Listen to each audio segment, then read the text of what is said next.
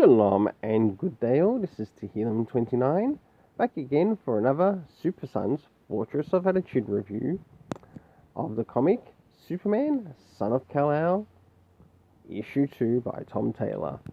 And my goodness,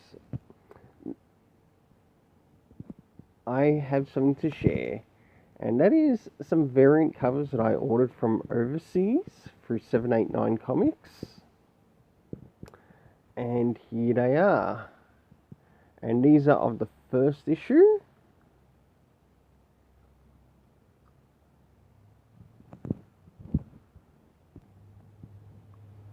And I must admit, they are absolutely gorgeous. But you know what?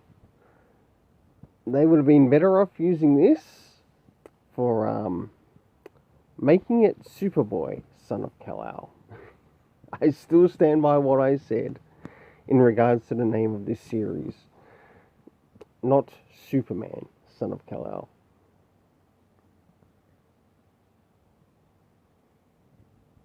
And as you can see there in this particular variant, we have John Samuel Kent there with his old man, Clark Kent.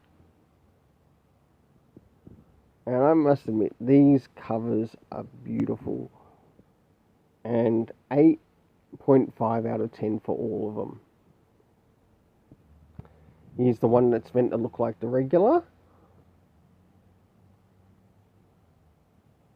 And of course for the Super Sons readers, guess who I see? It's Damien.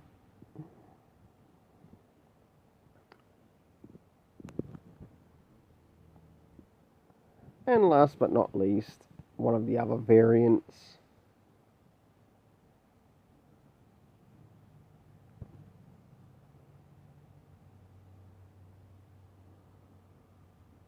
I thought I'd share that with you for when it turned up, and I think it really works well because even though I've already reviewed the first issue, it now makes things nice and easy to cover the next issue. Well, now it's time to move into the review of issue 2 of Superboy. I'm not calling it Superman, even though it does say it's Superman. Superboy, Son of Kal-El. Even though it's not the Superboy we want, it's the one we've presently got right now. So, as you know, there are things that I personally like to rate. And let's start off with the first cover and the second cover. One thing I didn't do was get the Suicide Squad variant cover. I didn't want that. No, I just wanted the ones that were Superboy related. So, moving into the first cover, as you can see here, we've got John Samuel Kent on the cover. And underneath, we've got the big S. And if you notice something here, is that the Metropolis here is actually upside down. Very interesting. And I don't know how many other people picked that up. A hint to maybe something that's happening in the story? Maybe. And of course the second cover, which is definitely my favourite out of these two, in a very big way. And of course it's the one that gets the highest rating. We've got John Samuel Kent here with his mother Lois, and of course Dad Clark. And of course, we can't forget Crypto! For the cover ratings, for the first cover, I gave it a 6 out of 10. For the second cover, I gave it an 8 out of 10. It deserves it. It really deserves it. Well, time to move into the next thing, and that is the art for this review. Now I'll show you some art around the beginning, middle and end. I'll use the second variant cover to show that. And as we jump into some art around the beginning of the story... Oh, look! You see that? I see Tom Taylor. Tom Taylor's in this. Ugh.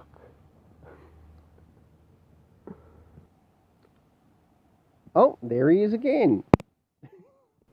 Now moving towards some art around the middle of the book.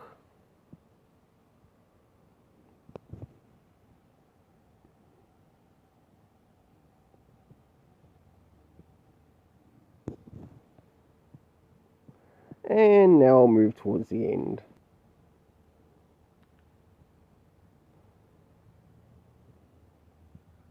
This is, of course, Superboy meeting one of the people who he has already previously met, Jay Nakamura.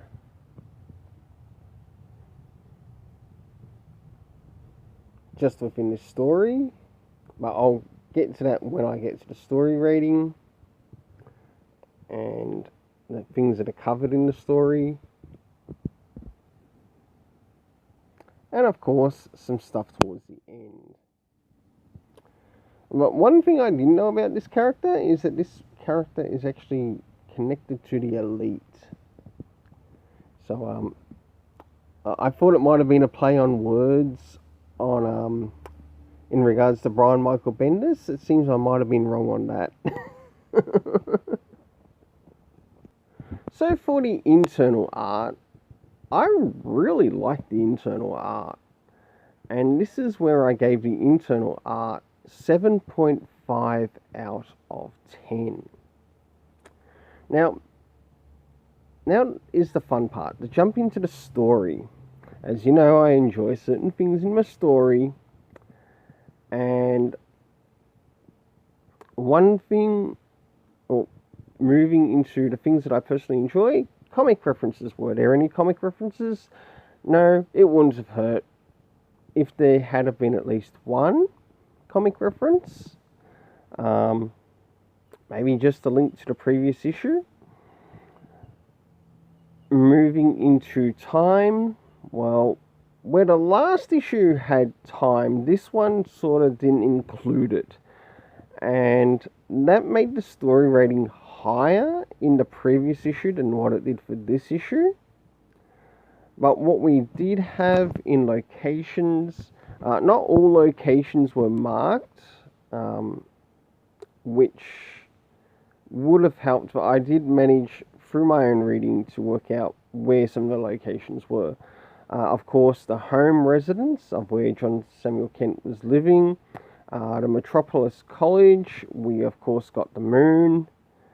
We also got Greenland, where we saw the second Fortress of Solitude, to which John Samuel Kent was handed the key to that location, as you saw in the art that was shown before.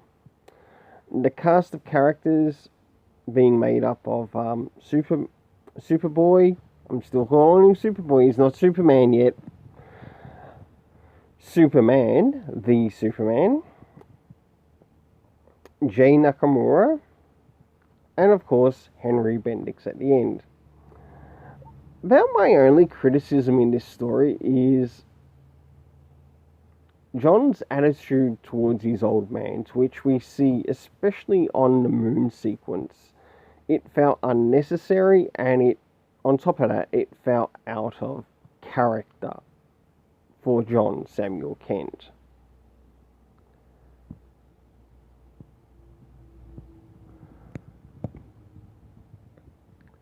And in regards to the scene where he meets up with Jay Nakamura, does it prove he's bisexual? Fuck no. But also the scene having to do with the self-insert of Tom Taylor shooting the thoughts and prayers bullets, saying not to politicize this too early. It makes one wonder if that particular character was actually given a job by Henry Bendix. And I think that's why that was actually included in the story. Though it's not very clear in the story, I think it's hinting at it in regards to the story at the end. that he might have been paid off to do that job at the Metropolis College. Let's put one thing straight. John Samuel Kent, he hasn't even fucking finished elementary school.